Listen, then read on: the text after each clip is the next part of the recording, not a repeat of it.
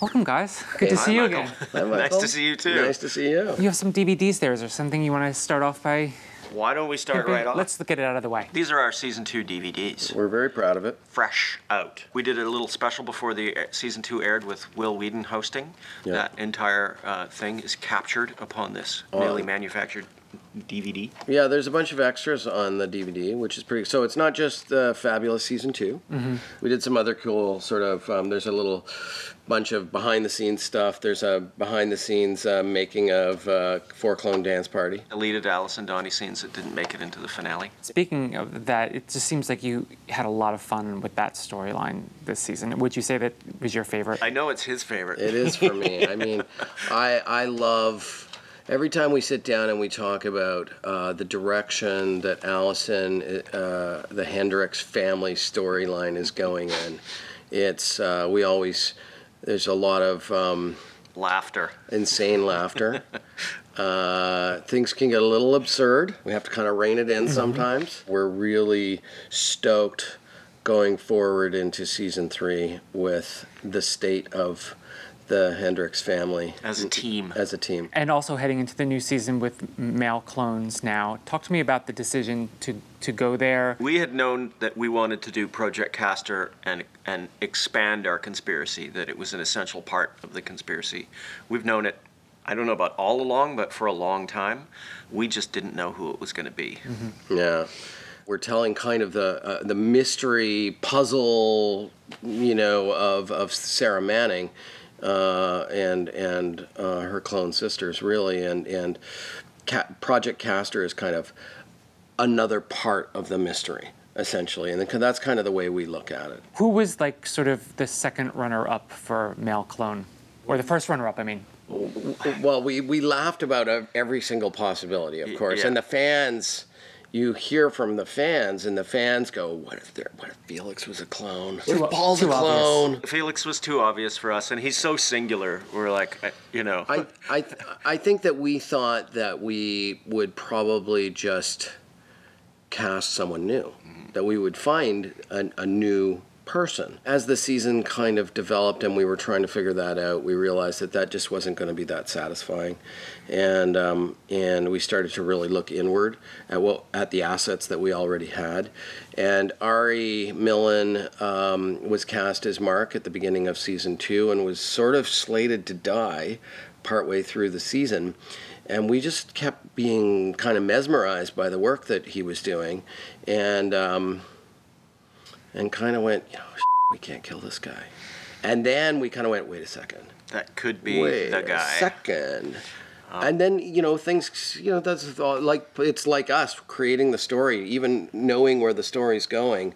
There's still like puzzle pieces that still you kind of got to drop into place. And it was nice seeing those ones go click, click, click. Yeah. We realized, just from a pure storytelling point of view, that the face that Sarah sees at the end is the same face that sits down across from her at the diner in the opening sequence. Mm-hmm. Yeah. And we liked what that did for the shape of the season. You took a big swing this season with the Tony character. Were there any concerns about introducing a character that was so different? It seemed like there was maybe a little bit of a risk there. And also, will he be back? We would love to have him back, and I think we're probably going to have him back.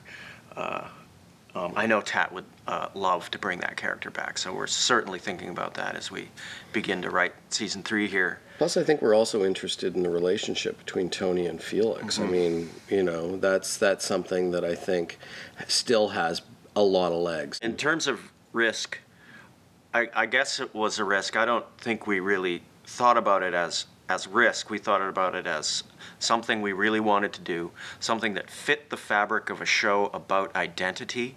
And if we were going to do it, we were going to do it as respectfully and as we could, and really kind of go for it. And Tatiana and Jordan were 100% behind this. They were very, very interested in doing this and exploring a trans character. If it was polarizing, that's the best kind of debate you can have. You can't have a debate where everyone's in agreement. So if we took a risk and created some polarization about the episode and about the character, that's just fine with us. The first day that she kind of came on the set as Tony, it's just dead silence from the crew, and our crew is not a quiet crew, right? Our crew is a kind of noisy, boisterous bunch, and Except when we're rolling. And it's just, well, yeah, other than that.